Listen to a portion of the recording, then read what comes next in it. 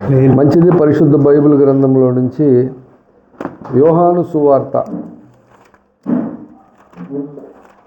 15వ అధ్యాయము. యోహాను సువార్త 15వ అధ్యాయము 7వ వచనాన్ని నేనే చదువుతాను. మూలవాక్యం కనుక గమనించండి. బైబిల్ ఉన్న వారందరూ తెలిసి చూడండి, లేని వారు శ్రద్ధగా ఆలకించండి. యోహాను సువార్త 15వ అధ్యాయం 7వ వచనం. నా యందు మీరును మీ యందు నా మాటలను నిలిచి ఉండిన యెడల మీకేది ఇష్టమో అడుగుడి, అది మీకు అనుగ్రహింపబడును. చిన్న మాట ప్రార్థన చేసుకుందాం. మహాపరిశుద్ధుడు, ప్రేమగల తండ్రి, నీ నామానికి స్తుతులు స్తోత్రాలు ప్రభా.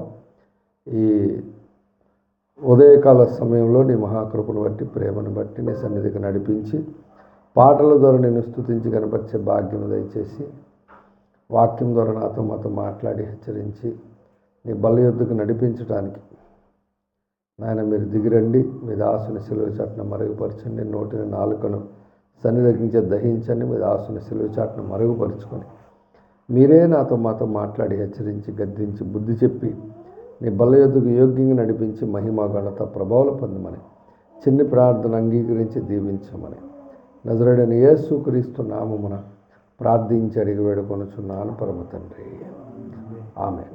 మంచిది. ప్రభునందు ప్రియులారా, చదవబడినటువంటి లేఖన భాగంలో యేసు ప్రభువారు మాట్లాడుతున్నటువంటి మాట. యేసు ప్రభువారు ఆయన ఎదుటున్నటువంటి జన సమూహములకు చెబుతున్న మాట ఏంటంటే, నా యందు మీరును మీ యందు నా మాటలను నిలిచి ఉండిన యెడల మీకు ఏది ఇష్టమో అడుగుడి, అది మీకు అనుగ్రహింపబడును. ఇప్పుడు ఏదైనా అనుగ్రహించాలంటే దేవుడు ఒక్కడే అనుగ్రహించగలడా, లేకపోతే ఈ లోకంలో ఉన్నటువంటి దేవతలు అనబడిన వారు కూడా అనుగ్రహించగలరా? ఉదాహరణకు అపోస్తుడైన పౌలు కొరింథీ సంఘానికి చెప్పాడు కదా.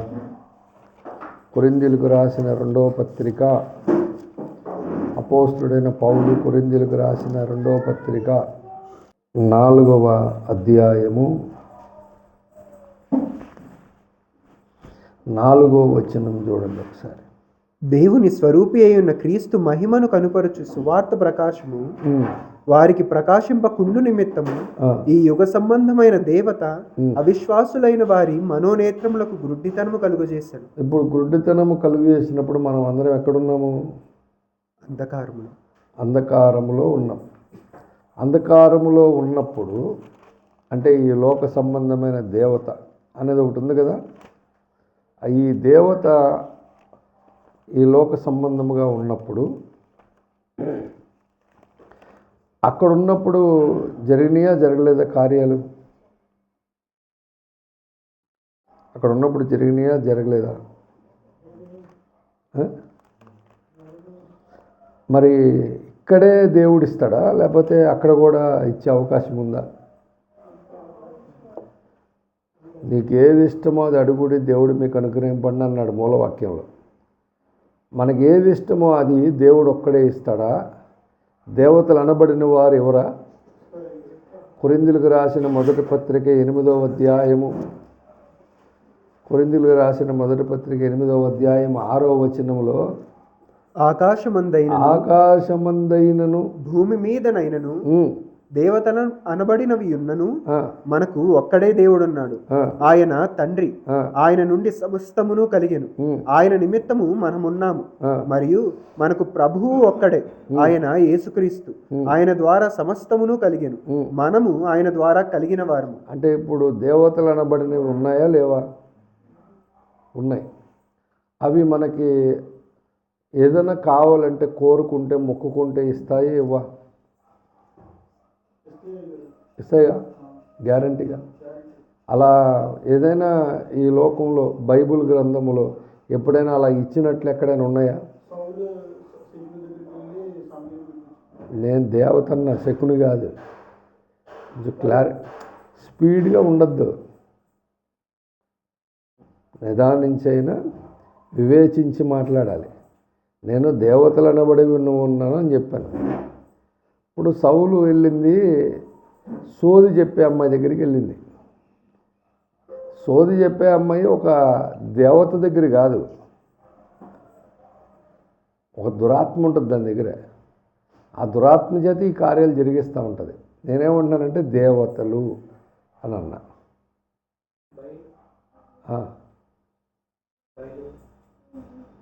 అదే ఏదైనా అడిగితే ఇచ్చినట్టుగా ఉందా అని అడిగాను నేను. సింపుల్గా చెప్పాల్సింది, క్రైస్తవులు అనబడిన వారు సింపుల్గా చెప్పగలిగేటువంటిది ఒకటి ఉంది. మోషే ఐగుప్తు దేశంలో ఫరో దగ్గరికి వెళ్ళినప్పుడు ఆయన కర్రను పడేస్తే ఏమైంది? పామైంది. ఇదేం పెద్ద విశేషం ఏముందని ఆయన వాళ్ళ మంత్రగాళ్ళని పిలిచాడు. వాళ్ళు ఏం చేశారు? వాళ్ళు కర్రలు పడేశారు. వాళ్ళు పడేశారు. ఏమైంది? పాములైనవి.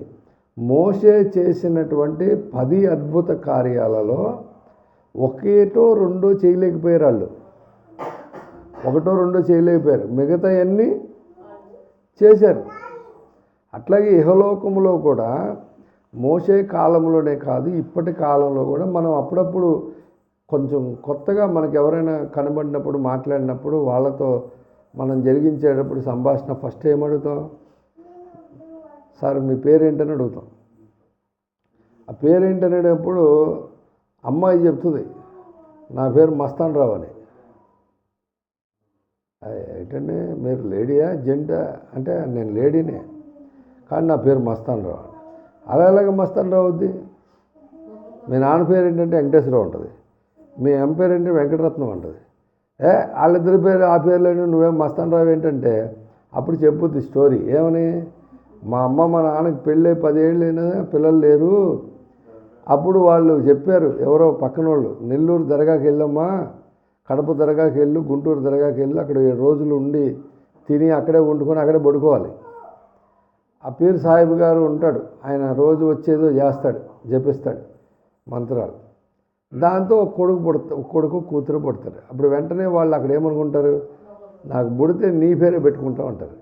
అక్కడ ఉన్నటువంటి పీర్ సాహిబ్ పేరు మస్తాన్ రావు. ఈ అమ్మాయికి ఆ పేరు పెట్టారు. అదే కంటిన్యూ అవుద్ది. మీరు గమనించండి, అదొక సాక్ష్యం. ఎందుకు? 10 ఏళ్ళు పిల్లలు లేకపోతే దేవుడు పిల్లల్ని ఇచ్చాడు. ఎవరా దేవుడు అంటే అక్కడ ఉన్నాడు చూడు దర్గా దగ్గర, ఆయన కృతజ్ఞత కలిగి ఆయన పేరు పెడతారు. ఇప్పుడు అదే కంటిన్యూ అయిపోద్ది. కానీ సర్టిఫికెట్లు చూస్తే వాళ్ళ అమ్మ పేరు, వాళ్ళ నాన్న పేరు వెంకటేశ్వరరావు ఉంటుంది, ఏం పేరు వెంకటరత్నం ఉంటుంది, ఏం పేరు మాత్రం మస్తాన్ రావు ఉంటుంది. అట్లాగూ చాలా సాక్ష్యాలు భూమి మీద ఉన్నాయి. అట్లాగే మన సహోదరులు హైందవ ప్రపంచంలో టీటీడీ దేవస్థానం ఉంది. చక్కగా బుక్ ప్రతి నెల ఒక బుక్ ప్రింట్ చేస్తారు. అందులో మీరు చదివితే బోళ్ళన్ని సాక్ష్యాలు ఉంటాయి. గుండె జబ్బు నాకు డాక్టర్లు బతకడన్నారు, చనిపోతాడన్నారు. నేను నిలువు దోపిడీ వేస్తానని మొక్కుకున్నాను. వెంటనే నాకు స్వస్థత కలిగింది. వెళ్ళి నేను నా కానుక సమర్పించుకున్నాను. బ్రెయిన్ ప్రాబ్లం వచ్చింది, హార్ట్ ప్రాబ్లం. ఇలా మీరు ఆ బుక్లో చదివితే వందల సాక్ష్యాలు ఉంటాయి.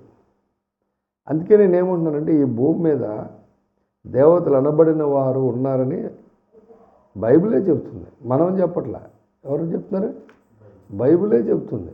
పాత నిబంధన కాలము నుంచి దేవతలు అనబడినవి ఎన్నో ఉన్నాయి.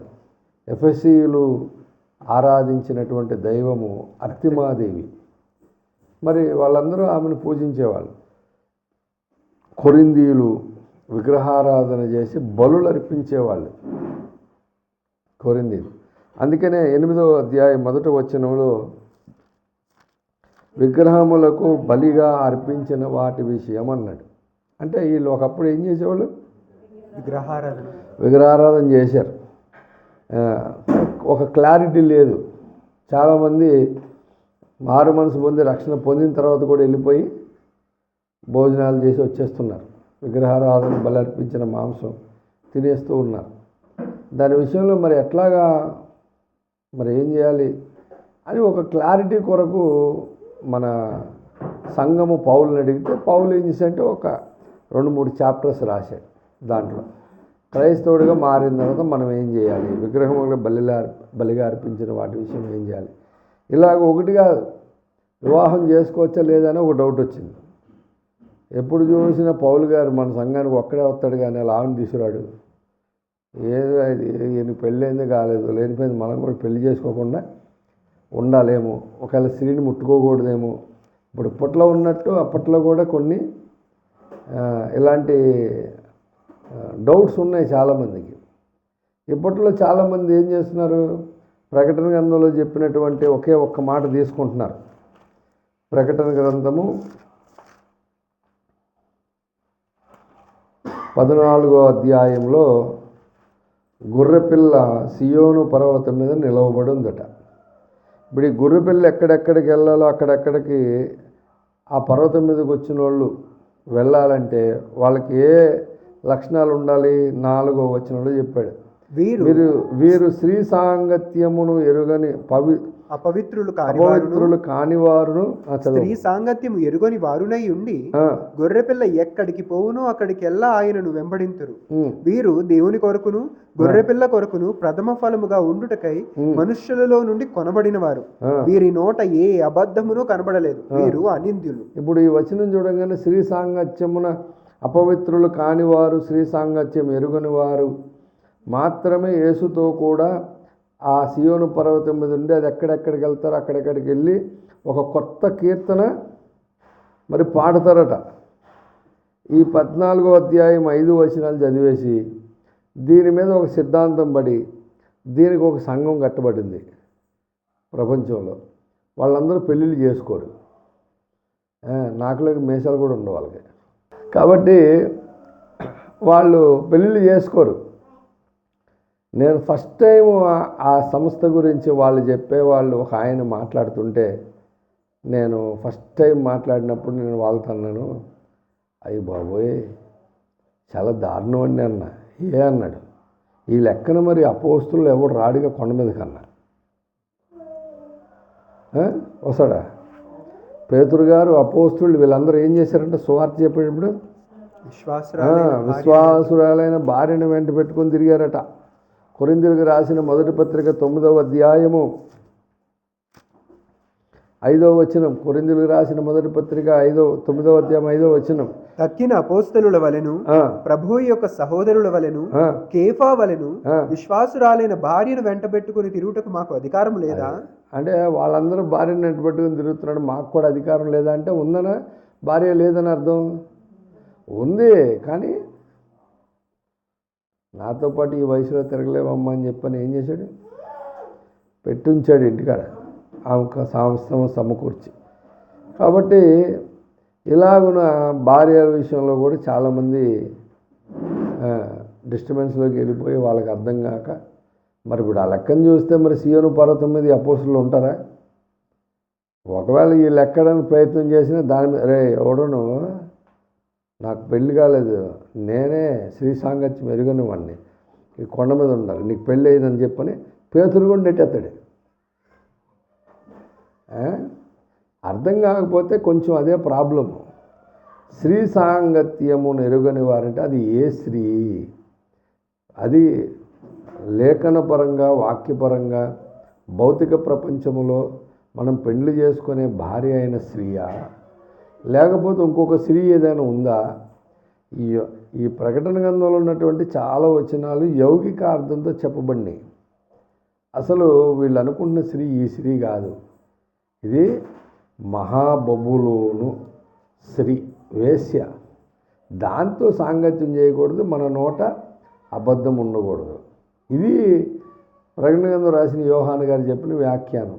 దీని మీద క్లారిటీగా ఓఫీర్ గారు యుగాంతం బుక్లో రాశాడు.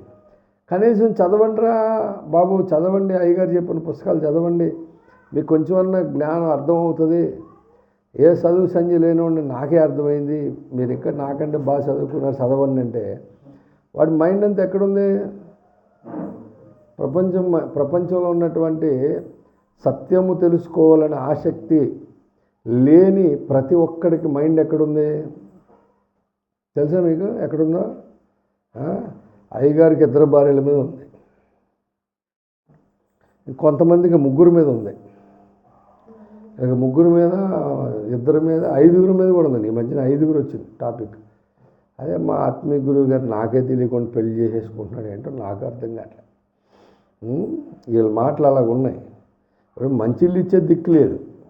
సువార్త పరిచర్యకి వెళ్ళి సేవకి వెళ్ళి అలిసిపోయి వస్తే మంచిలు ఇచ్చే దిక్కు లేదు. పోనీ అరే వచ్చి మా ఇంట్లో ఎంతమంది ఉన్నారు లెక్కటి చెప్పండి అంటే ఒకడు రాడు, ఇంటికి రాడు, బయట ఏమో కౌరులు చెప్తాడు.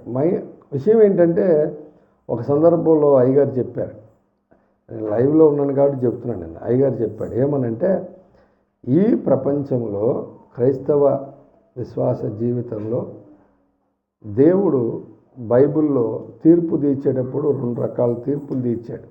ఒకటి, దైవజనుని మీద తిరుగుబాటు చేసినటువంటి కోరహు, దాతాను, అభిరాము, ఓనుల గుంపు, వీళ్ళు బతికుండంగానే పాత్రలను గెలిపారు. రెండోది, బత్షెబాను తీసుకొచ్చేసినందుకు దావీదు విషయంలో దేవుని తీర్పు. ఈ రెండిట్లో దేవుడు తీర్పు తీర్చేశాడు కదా. ఈ రెండిట్లో ఘోరమైన పాపం ఏదని మనం విశ్వాసులను అడిగితే వీళ్ళు చెప్పేది ఏంటి తెలుసా? బత్షెబాను తీసుకురావడమే తప్పుసారని చెప్పని మాట్లాడుతున్నారు వీళ్ళు. అంటే అర్థం ఏంటి? వీళ్ళ మైండ్ అంతా ఎక్కడుంది? బత్షెబాతో నిండిపోయింది, ఫుల్గా స్త్రీలతో నిండిపోయింది. అందుకే వీడి మైండ్ ఎప్పుడు లేడీస్ గురించి ఆలోచన తప్ప వేరే ఉండదు. కానీ మరి బత్షెబాను తీసుకొచ్చిన దావీదు బతికేసి బ్రహ్మాండంగా సేవ చేసి మంచి వృద్ధాప్యంలో, పండు వృద్ధాప్యంలో మరణించాడు.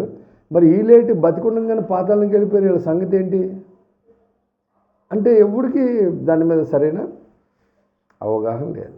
అందుకని వీళ్ళతో మనం ఏం మాట్లాడినా కష్టమే. కాబట్టి ఏం మాట్లాడద్దు. మనం ఏం చేయాలి? మనము నేర్చుకుందాం, తెలుసుకుందాం అనేక సంగతులు. కాబట్టి ప్రభునందు ప్రియులారా, ఇలాగున పౌలు భక్తుడు చెప్పిన మాటను బట్టి, బైబిల్ గ్రంథములో ఉన్న లేఖనాలను బట్టి చూస్తే ఈ లోకములో ఉన్న దేవతలు అనబడిన వారు, వారిని పూజించే వారి కొరకు వారు ఎన్నో కార్యాలు చేశారు. కానీ మనం చదువుకున్న మూలవాక్యంలో చెప్పిన మాట ఏంటి? మీరు నా యందును అన్నాడు. అంటే ఇప్పుడు వీళ్ళెవరు? రక్షణ పొంది బాప్తిస్మము పొందిన విశ్వాసులు. వీళ్ళు ఎక్కడ ఉండాలంట? నా యందును. యోహాను సువార్త 15వ అధ్యాయం 7వ వచనం మూలవాక్యంలో ఏమనుంది?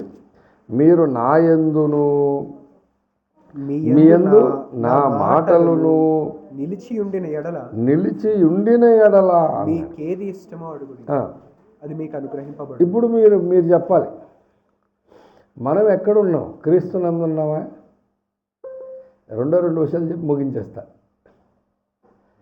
మనము క్రీస్తునందున్నామా?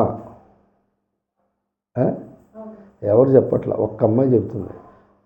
మనమందరము క్రీస్తునందున్నామా? గ్యారంటీ 100%. మళ్ళీ గొక్క తిప్పుకొని చెప్పాలి. మళ్ళీ తర్వాత మళ్ళీ నేను ఇంకో వచనం చూపిస్తా. మళ్ళీ అప్పుడు కొంచెం ఇట్లా రాకూడదు. ఉంటే 100%. మనము క్రీస్తునందున్నామా? కొరింథీయులకు రాసిన 2వ పత్రిక, అపోస్తుడైన పౌలు కొరింథీయులకు రాసిన 2వ పత్రిక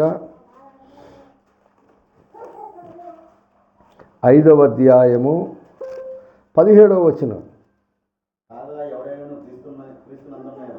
కాగా ఎవడైనను క్రీస్తునందున్న ఎడల వాడు నూతన సృష్టి, పాతవి గతించెను, ఇదిగో క్రొత్తవాయెను. ఇప్పుడు చెప్పాలి, ఇప్పుడు మనం క్రీస్తునందున్నామా లేదా అనే క్లారిటీ రావాలంటే ఇప్పుడు బాప్తిజం పొందిన తర్వాత 5, 10, 15, 20 ఏళ్లలో లేదా 30 ఏళ్ళు ఉన్నాయి. ఆల్రెడీ కృపమ్మ గారికి 30 దాటిని, నాకు 30 లాస్ట్ ఇయర్తో రేపు ఫిబ్రవరి 5 వస్తే 32, 31 నాది, అమ్మగారిది 32.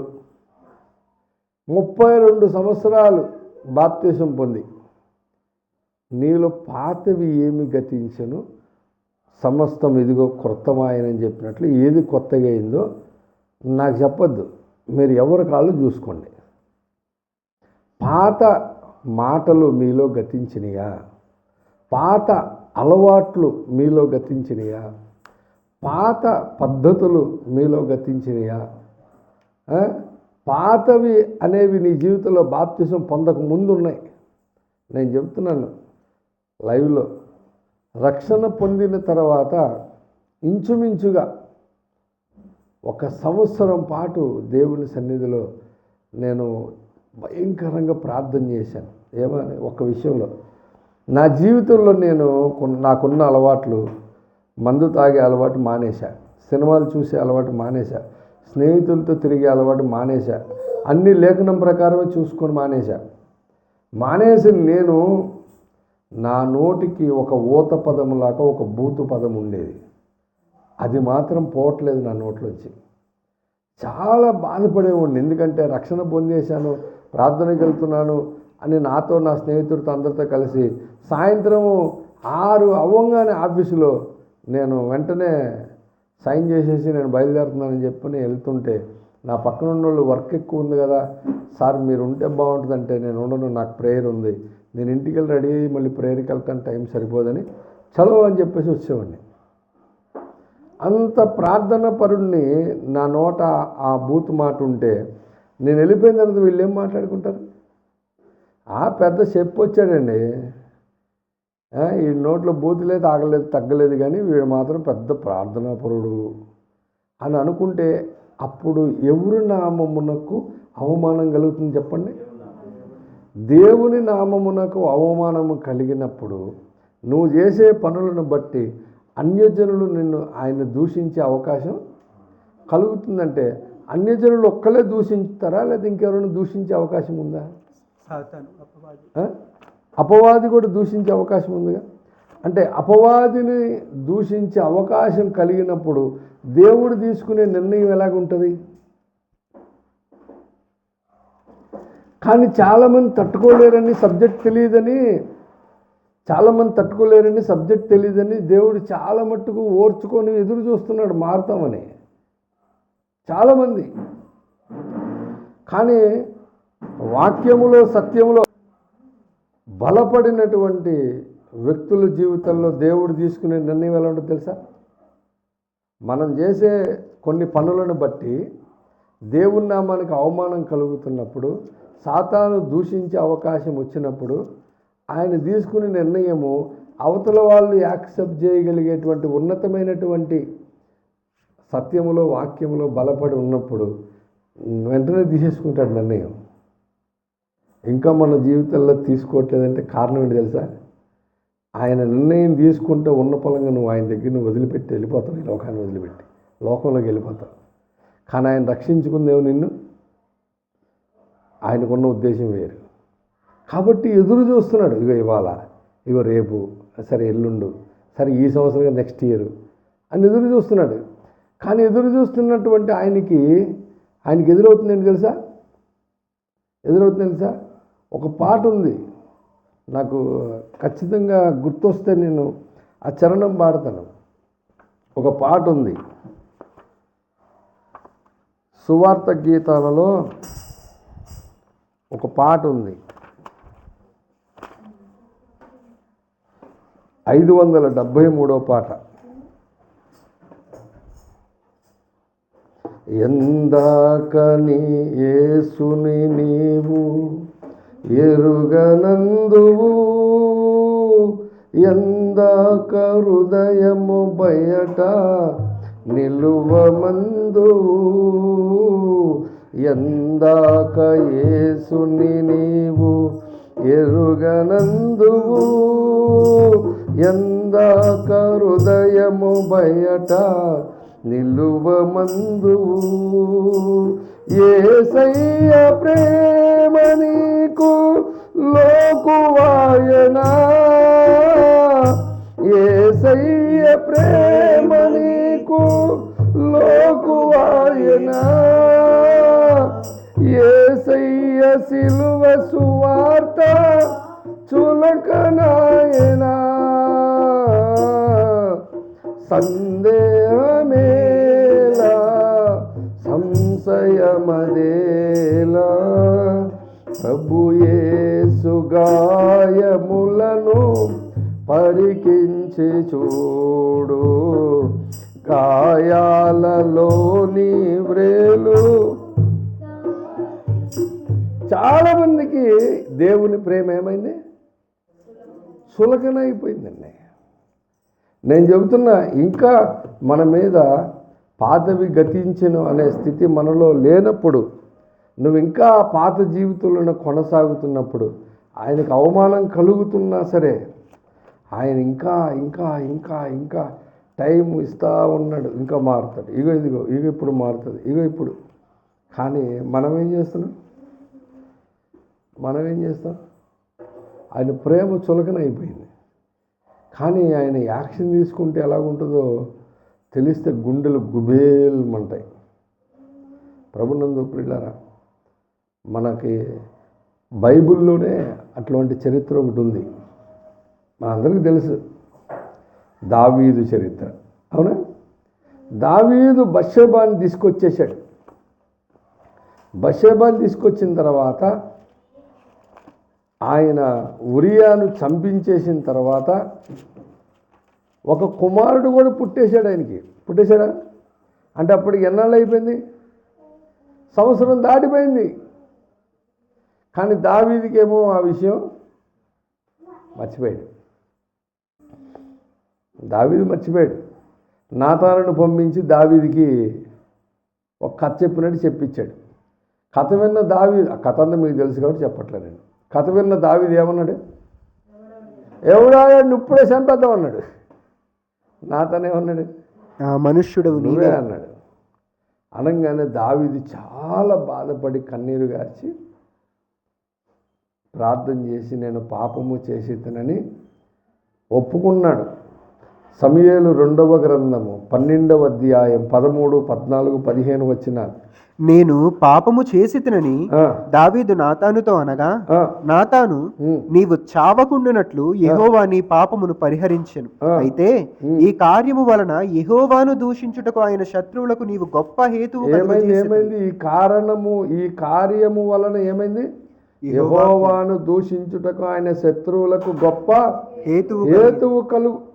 హేతువు కలుగజేసిది అన్నాడు. మీరు చెప్పండి, శత్రువుకి హేతువు కలుగు చేసే అవకాశం వచ్చిందా? కలుగు చేసిది గనుక నీకు పుట్టిన బిడ్డ నిశ్చయముగా చచ్చునని దావీదుతో చెప్పి తన ఇంటికి వెళ్ళిపోయాడు. ఇప్పుడు ఏం జరిగింది? నెక్స్ట్ 16 నుంచి, యెహోవా ఊరియా భార్య దావీదునకు కనిన బిడ్డను మొత్తినందున అది బహు జబ్బుబడెను. దావీదు ఉపవాసముండి లోపలికి పోయి రాత్రి అంతయు నేలపడి ఉండి బిడ్డ కొరకు దేవుని బతిమాలగా ఇంటిలో ఎన్నికైన వారు లేచి అతనిని నేల నుండి లేవనెత్తుటకు వచ్చిరి గాని అతడు సమ్మతింపక వారితో కూడా భోజనము చేయకయుండెను. 7వ దినమున బిడ్డ చావగా. అంటే ఇప్పుడు ఈయన ఎన్ని రోజులు నేల మీద పడుకొని భోజనం చేయకుండా ఉన్నాడు చెప్పండి?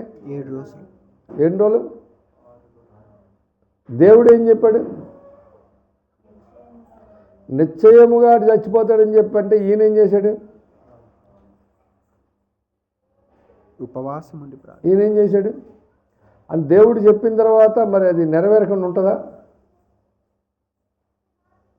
చెప్పాలి, నాకు నెరవేరదు కదా. మరి ఎందుకు నువ్వు చేసావు ప్రార్థన 7 రోజులు? 7 రోజులు ప్రార్థన చేసిన తర్వాత 7వ రోజు బిడ్డ చావగా, బిడ్డ ప్రాణముతో ఉండగా మేము అతనితో మాటలాడినప్పుడు అతడు మా మాటలు వినకయుండెను. ఇప్పుడు బిడ్డ చనిపోయినని మనము అతనితో చెప్పిన ఎడల తనకు తాను హాని చేసుకునేమో అనుకొని దావీదు సేవకులు బిడ్డ చనిపోయినను సంగతి అతనితో చెప్పవెరచిరి. అయితే దావీదు తన సేవకులు గుసగుసలాడుట చూచి బిడ్డ చనిపోయినని సంగతి గ్రహించి బిడ్డ చనిపోయినా అని తన సేవకులను అడుగగా వారు చనిపోయిననిరి. అప్పుడు మీరు చెప్పాలి, 7 రోజుల తర్వాత బిడ్డ చనిపోతాడని ఉపవాసం ఉండి ప్రార్థన చేశాడు, అన్నం కూడా తినలేదు, ఇప్పుడు చచ్చిపోయాడని చెప్తే మళ్ళీ ఏం చేసుకుంటాడంట? అంటే దావీదుని చూసిన వాళ్ళు దావీదు గురించి ఏమనుకుంటున్నారు? ఏమనైతే ఆయనే హాని చేసుకొని ఆయన కూడా పెక్కోసుకొని, అంటే ఆయన ఆధ్యాత్మిక జీవితంలో ఆయన ఎత్తు వీళ్ళు గ్రహించగలిగారా? వెంటనే వీళ్ళు గుసగుసలాడుకుంటుంటే ఆయన చూశాడు, ఏమయ్యాడు? చచ్చిపోయాడా అన్నాడు. చచ్చిపోయాడు సార్ అన్నాడు. వెంటనే ఏం చేశాడు ఆయన? అప్పుడు దావీదు నేల నుండి లేచి స్నానము చేసి తైలము పూసుకొని వేరు వస్త్రములు ధరించి యెహోవా మందిరములో ప్రవేశించి మ్రొక్కి తన ఇంటికి తిరిగి వచ్చి భోజనము తెమ్మనగా వారు వడ్డించిరి. అప్పుడు అతడు భోజనము చేశాను.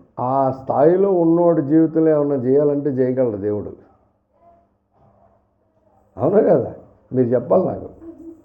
దావీదు ఏ స్థాయిలో ఉన్నాడు?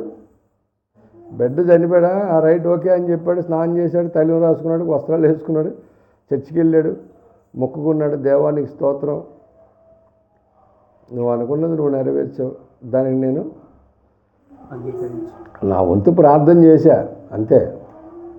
ఒకవేళ ఆడు చచ్చిపోయి చెప్పి నేను కూడా అలాగే ఉండిపోయాను అనుకో, అతని సేవకులు బిడ్డ జీవంతో ఉండగా ఉపవాసం ఉండి దాని కొరకు ఏడ్చుచుంటివి కానీ అది మరణమైనప్పుడు లేచి భోజనము చేసితివి, నీవి ఇలాగున చేయుట ఏమని దావీదును అడుగగా అతడు, బిడ్డ ప్రాణముతో ఉన్నప్పుడు దేవుడు నా యందు కనికరించి వాని బ్రతికించునేమో అనుకొని నేను ఉపవాసం ఉండి ఏడ్చుచుంటిని, ఇప్పుడు చనిపోయాను గనుక నేను ఎందుకు ఉపవాసం ఉండవలను?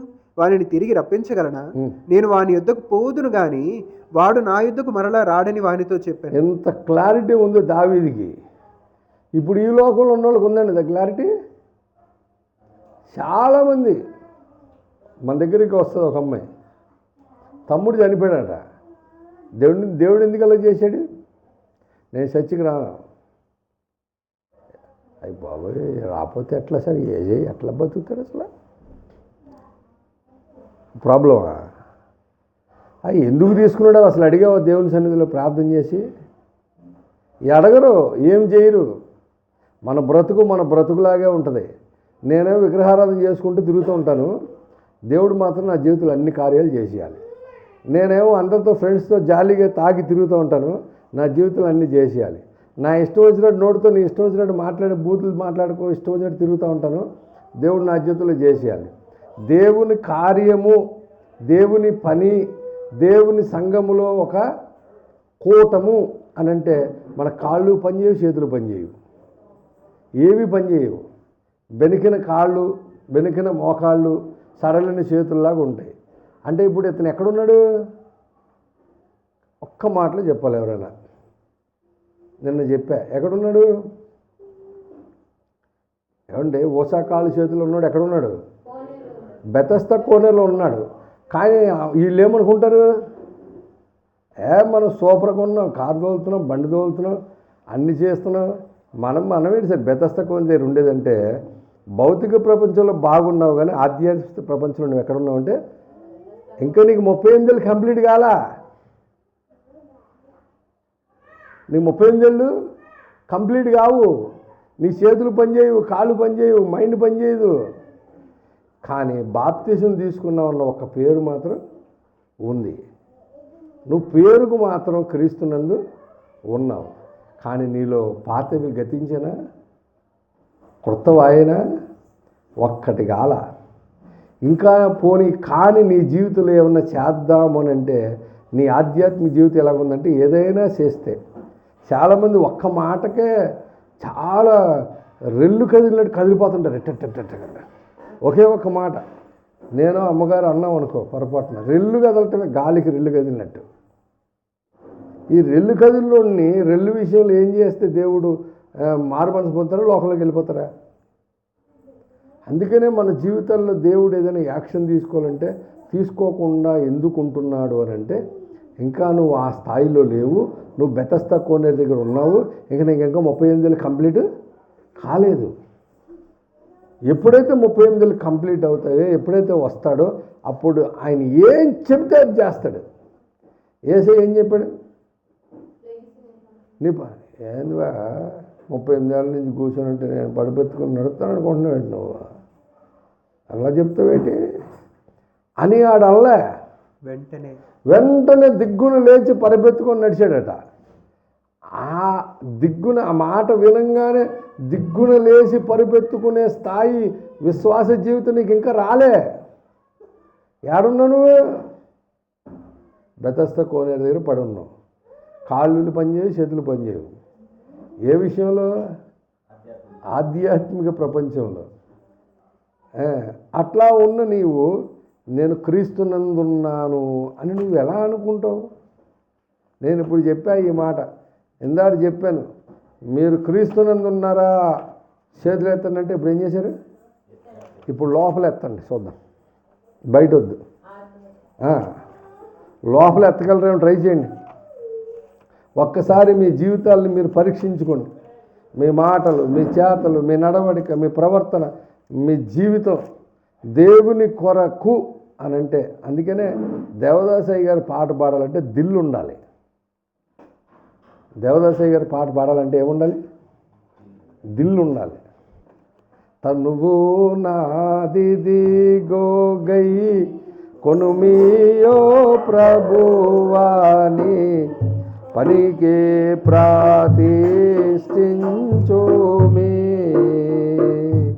దినములు క్షణములు దిసికొని అవి నీదు వినోదిన్ బ్రవహింపాజే యను శక్తి నీవుమే. ఒకసారి ఓఫిరయ్య గారు ప్రసంగం చేస్తూ చెప్పాడు. ఏమన్నంటే, ఆయన ఒక మాట అన్నాడు, అన్నీ ఉన్నాయి దీంట్లో, కాళ్ళకు ఉన్నాయి, చేతులకు ఉన్నాయి. ఇప్పుడు నేను 2 చెప్పాను కదా, చెప్పానా? కాళ్ళు చేతులు చెప్పాక ఇప్పుడు 3ది చెప్తాను. వెండి పసిడి ఇవిగో విషమైనను నాకై ఉండవలెనని గోరాను నిండైనా నీ ఇష్ట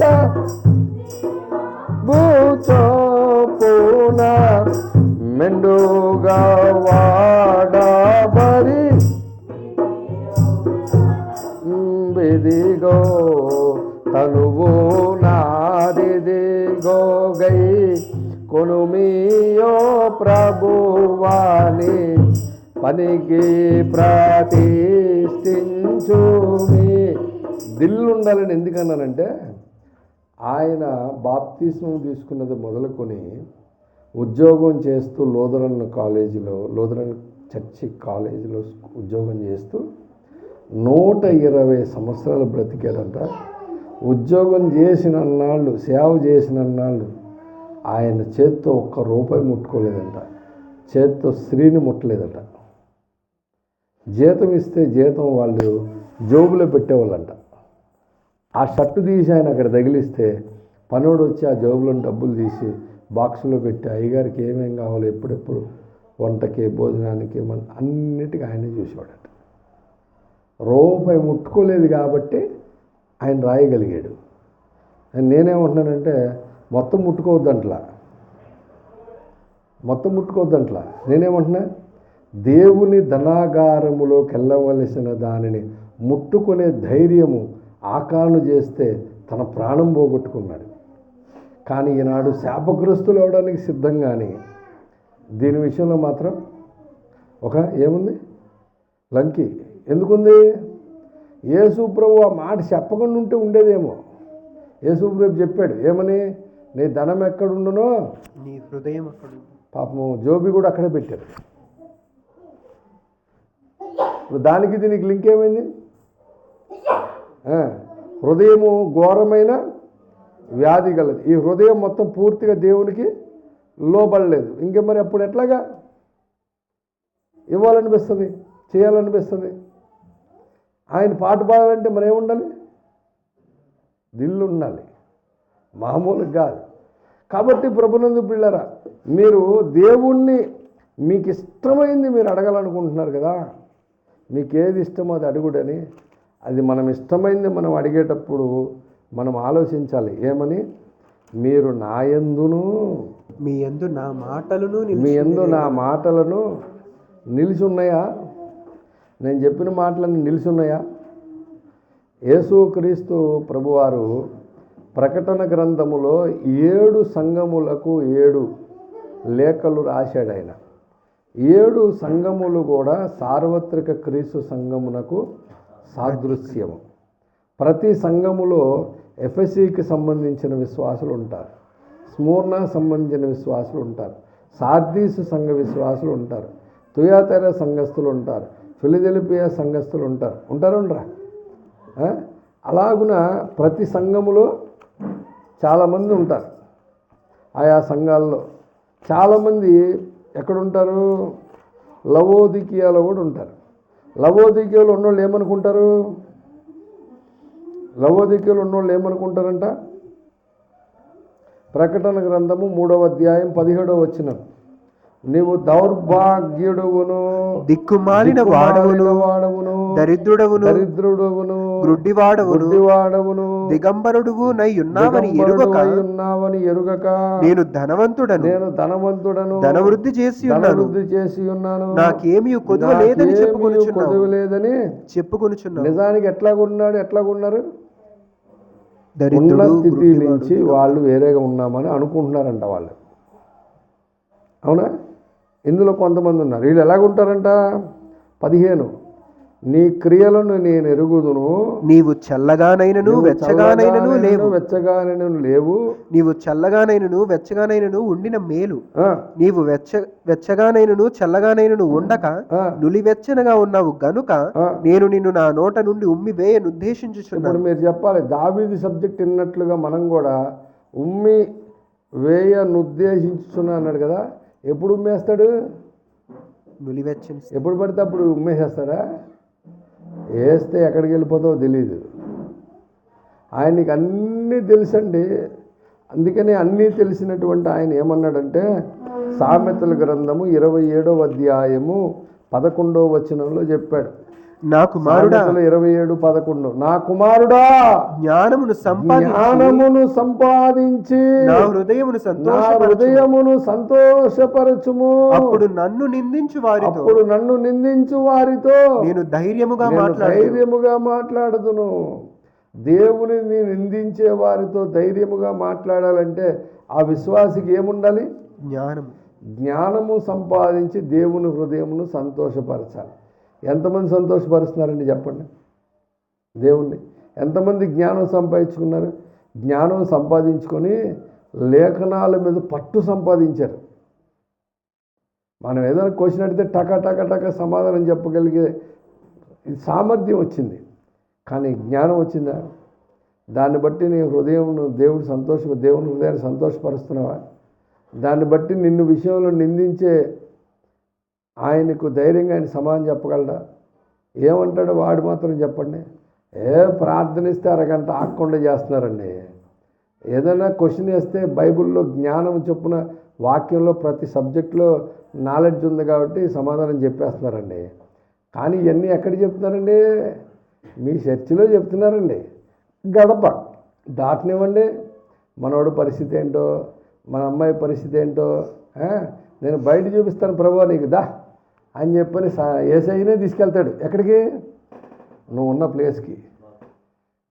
ప్లేస్కి తీసుకొస్తాడు. అక్కడ నువ్వేమేమి రాజకీయాలు చేస్తున్నావు అన్నీ చూపిస్తాడు. అప్పుడు ఆయనకి అవమానమా కాదా? నిందించడమా కాదా? ఇప్పుడు ధైర్యంగా మాట్లాడగలడా? చర్చిలో ఉన్నప్పుడు నిన్ను చూసి చాలా ధైర్యపడతాడు, అబ్బా నా కుమారుడు సూపర్ అండి అని. కానీ నిన్ను మార్కెట్లో చూసేమనుకుంటాడు? ఆయన అనుకోవడం కాదు, ఆయన హృదయం సంతోషపరచడం కాదు, ఆయన తిడుతుంటాడు ఇన్ని. ఇంకా ధైర్యంగా ఏం మాట్లాడగలడు? అలా బైబిల్లో ధైర్యంగా మాట్లాడగలిగినటువంటి వ్యక్తులు వేళ్ల మీద ఉన్నారు. ఎక్కువ లేరు, వేళ్ల మీద ఉన్నారు. ఏమన్నాడు? ఊజు దేశమందు యోబు అని ఒక మనుషుడు ఉండెను, అతడు యథార్థవర్తనుడు, న్యాయవంతుడు,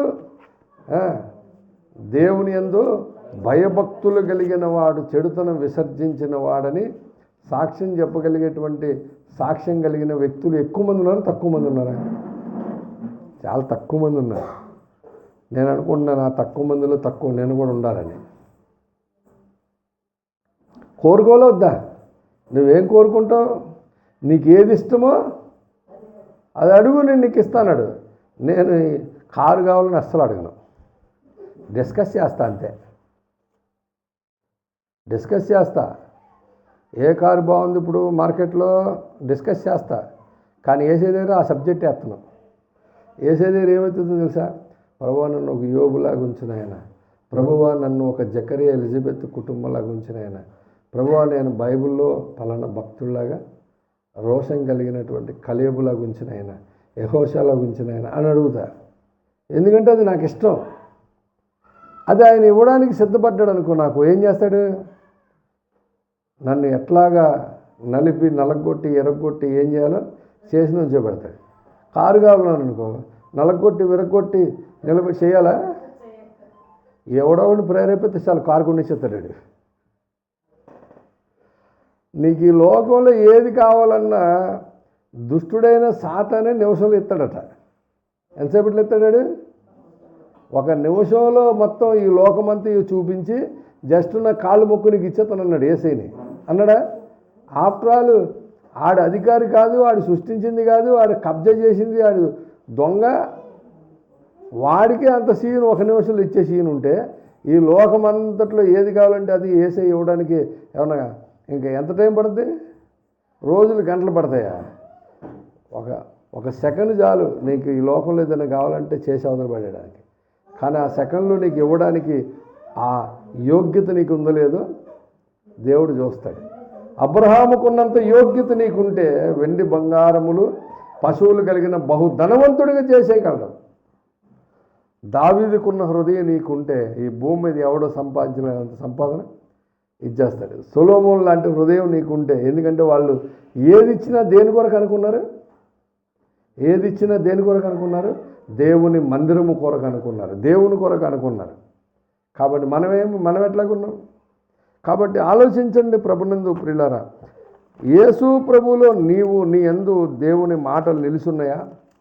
ఒకవేళ నిలిచి ఉంటే కనుక నువ్వు డెఫినెట్గా ఉన్నతమైన స్థితిలో ఉన్నావు. ఒకవేళ నిలిచి లేకపోతే నువ్వు తుయాతెర సంఘంలో ఉన్నావు. తుయాతెర సంఘంలో ఉన్నావు నువ్వు. ప్రకటన గ్రంథము ముగించేస్తున్నా, 3వ అధ్యాయము మొదటి 3 వచనాలు చదవాలి. 2 వచనాలు సార్దీసులో ఉన్నటువంటి సంఘపు దూతకు ఇలాగు రాయము. తుయాతెర అన్నాను, సార్దీసు సంఘమా. 7 నక్షత్రములను దేవుని 7 ఆత్మలను గలవాడు చెప్పు సంగతులు ఏవనగా, నీ క్రియలు నేను ఎరుగుదును. ఏమనగా, జీవించుచున్నావన్న పేరు మాత్రమున్నది గాని నీవు మృతుడవే. చాలా ఒక్క నిమిషం. ఏం పేరు ఉందంట?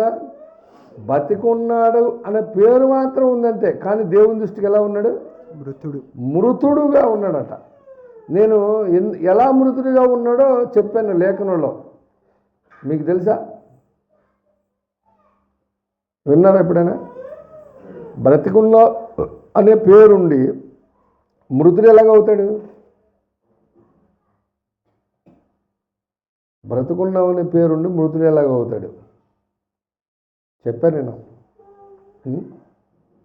ఇప్పుడు ఎఫెసీ పత్రికలో పౌలు భక్తుడు ఎఫెసీలతో కూడా మాట్లాడుతూ ఒక మాట అన్నాడు 5:14లో, అందుచేత నిద్రించుచున్న నీవు మేల్కొని మృతులలో నుండి లెమ్ము, క్రీస్తు నీ మీద ప్రకాశించునని ఆయన చెప్పుచున్నాడు. ఇప్పుడు నిద్రించుచున్న నీవు అంటే నిద్రించడం అంటే ఆధ్యాత్మిక ప్రపంచంలో ఏమని అర్థం?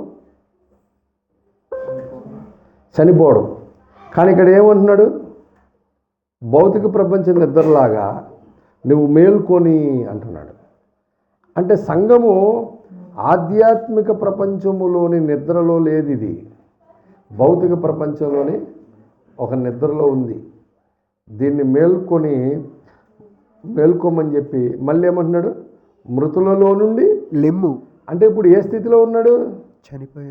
చనిపోయిన స్థితిలో ఉన్నాడు. అందుకని చెప్తున్నా నేను, సార్దీసు గురించి చెప్పినట్లు నువ్వు బ్రతికున్నావన్న ఒక పేరు ఉందంతే, కానీ నీవు మృతుడివే. ఎలాగైపోయాడు మృతుడు?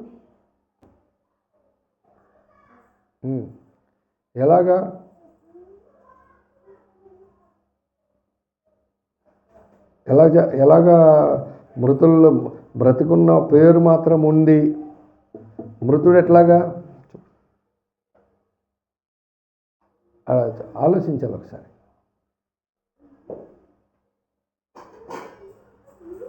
చెప్పాను నేను. ఇప్పుడు భౌతిక ప్రపంచంలో ఒక మనిషి బ్రతుకున్నాడు అని అంటే మనం ఎట్లాగా డిక్లేర్ చేస్తాము బ్రతుకున్నాడని? తింటాడు, పనికి వెళ్తాడు, సంపాదిస్తాడు, వస్తాడు, పడుకుంటాడు, మళ్ళీ తెల్లారి పొద్దునే లెగుస్తాడు. దీనిని బట్టి అతడు బ్రతికున్నాడు అనేటువంటి ఒక సూచన. లేదు, ఇప్పుడు చనిపోయాడు అనుకుందాం, అంటే శరీరం మాత్రం అక్కడ పడుకొని ఉంది, కానీ కొంచెం కదలలేదు, చేయట్లేదు, చేయట్లా, మాట్లాడట్లా, ఏం చేయట్లా, తినట్లేదు, ఏం చేయట్లా, అంటే అప్పుడు బ్రతికున్నట్ట చచ్చిపోయినట్ట? అంటే శరీరం మాత్రం ఉంది, ప్రాణాత్మలు మాత్రం వెళ్ళిపోయినాయి లేవు కదా. అంటే జస్ట్ చనిపోయాడు. ఇప్పుడు ఇంతకుముందేమో అన్నీ చేస్తుంటే బ్రతికున్నట్టు, లేకపోతే చనిపోయినట్టు. ఉదాహరణకు చూద్దాం. యోహాను సువార్త 6వ అధ్యాయం,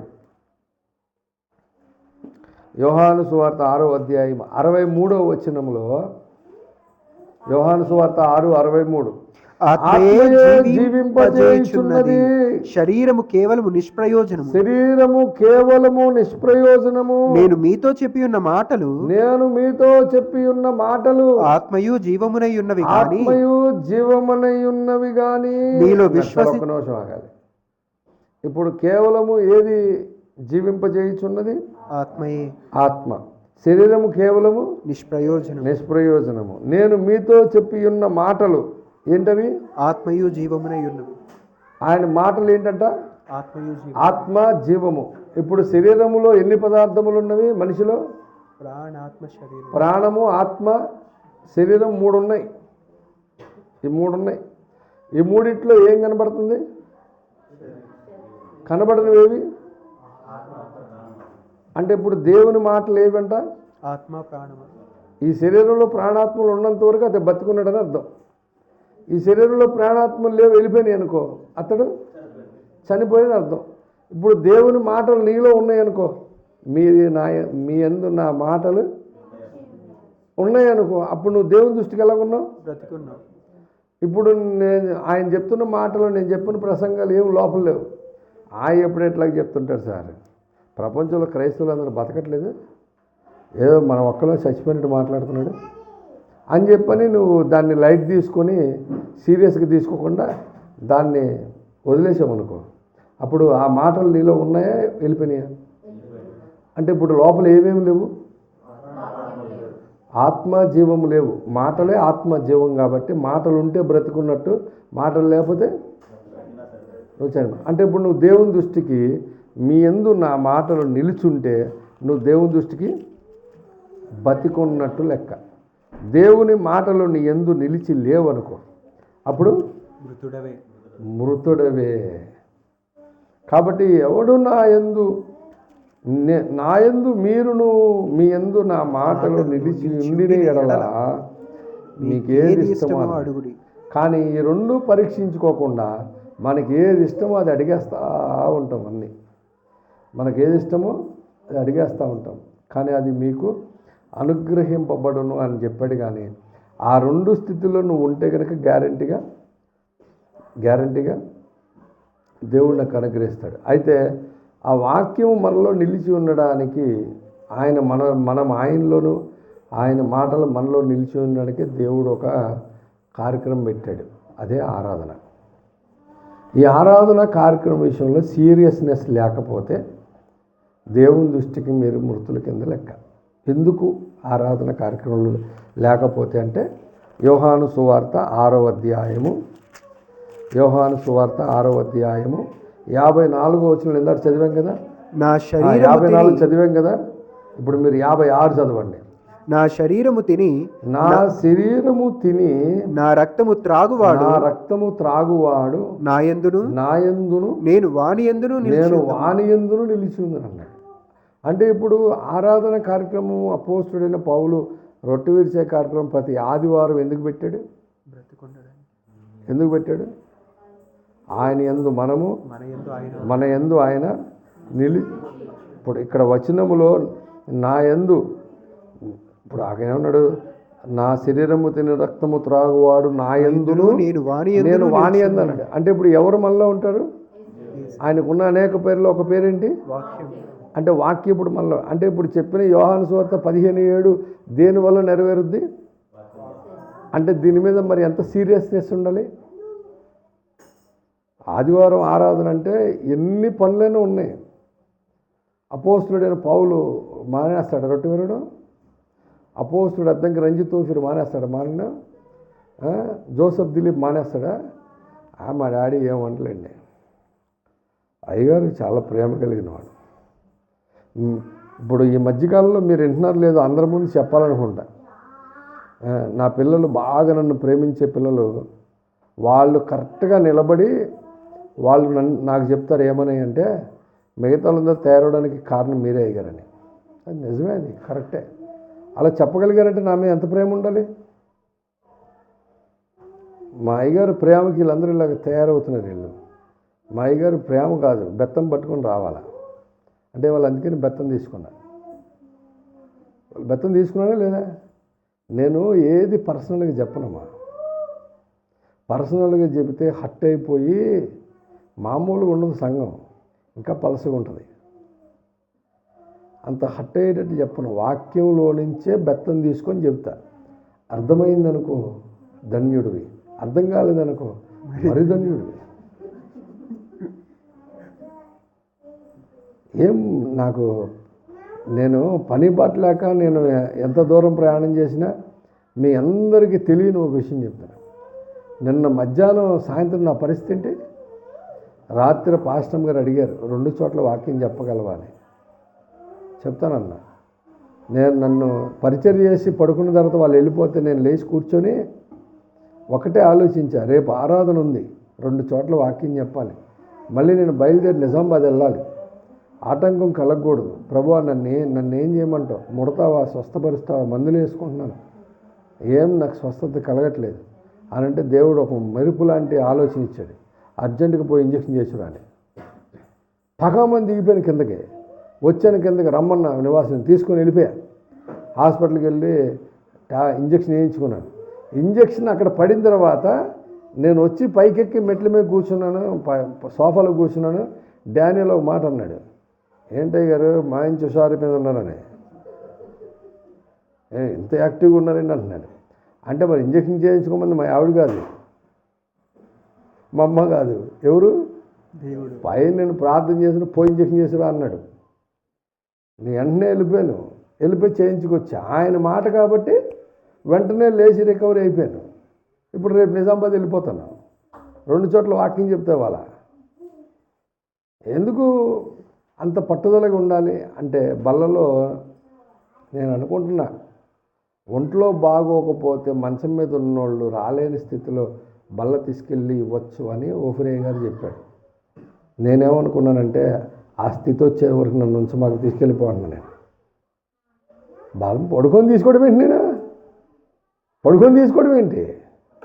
అక్కర్లేదు ఆ స్థితి నాకు. నేను వాక్యం వినకుండా, నీ సన్నిధిలో కూర్చోకుండా, నేను నా సన్నిధిలో నీ వాక్యం నేను హృదయపూర్వకంగా వినకుండా, హృదయపూర్వకంగా పశ్చాత్తాప హృదయంతో నేను నలిగి విరిగిపోయి నా హృదయం పానార్పణం చేయకుండా నేను ఆ శరీరక్తాల్లో బుచ్చుకునే కంటే నా సావు మేలు.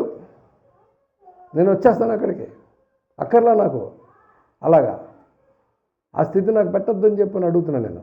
అందుకనే చాలా రోజులు ప్రసంగ పీఠింగ్ మీదే పోవాలని కోరికతో ఉన్నాను నేను. కానీ 2 ప్రవక్తలు చెప్పి 2వ రాకడ వరకు నువ్వు ఉండాలని, వాడు తాడు తీయాలి కానీ మళ్ళీ అదొక కోరిక. కాబట్టి ఆలోచించండి, మనం ఏమదిడితే అది ఇవ్వడానికి ఆయన సిద్ధమే. నువ్వేమడుగుతున్నావు ఒకటి ఆలోచించండి. నువ్వేమడుగుతున్నావు? నీకేం కావాలి? నువ్వు ఉండాలని కోరుకుంటున్నావు, అది ఒకటి ఆలోచించు. 2వది, ఆయన యందు నీవు నీ యందు ఆయన మాటలు నిలిచి ఉండాలనుకున్నప్పుడు నీకేం కావాలి? ఎలా వస్తుంది అది? ఆ స్థితి గురించే అపోస్తుడు ఆరాధన అనే కార్యక్రమం పెడితే దాని విషయంలో ఎంత మనము పర్ఫెక్ట్గా కమిట్మెంట్ కలిగి ఉన్నాం ఆలోచించండి. నేను ఆయన యందు ఉన్నానని చెప్పని అనుకొని మనం సిలువేసుకొని, లేకపోతే బ్యాగ్ తగిలించుకొని, బైబిల్ పట్టుకొని, లేకపోతే ఆడిగిరికి సువార్త చెప్తే సరిపోదు. ఆయన నీ యందు ఉన్నాడంటే నీలో పాతవి గతించినాయా, ఇంకా గతించలేదా? చెప్పండి, పాతవి గతించలేదా? నేను చెప్పాను చాలాసార్లు, ఇందాక కూడా చెప్పాను, నేను తాగుబోతుని, భయంకరంగా పాన్పరాగులు వేసి తిరిగేవాడిని. అది మానడానికి తర్వాత ఒక్కప్పుడు కూడా అలవాటు చేసుకున్నా, అది కూడా మానేశా. ఏం చేస్తే ఎలాగుంటారో నాకు తెలీదు. కాబట్టి ఒకే ఒక్క మాట మీరు గమనించండి. గలతీలకు రాసిన పత్రిక 6 అధ్యాయాలు ఉన్నాయా, 5 అధ్యాయాలు ఉన్నాయా? 6వ అధ్యాయం 7వ వచనం చదవండి. ఇదే ముగింపు, మీరు ఆలోచించుకోండి.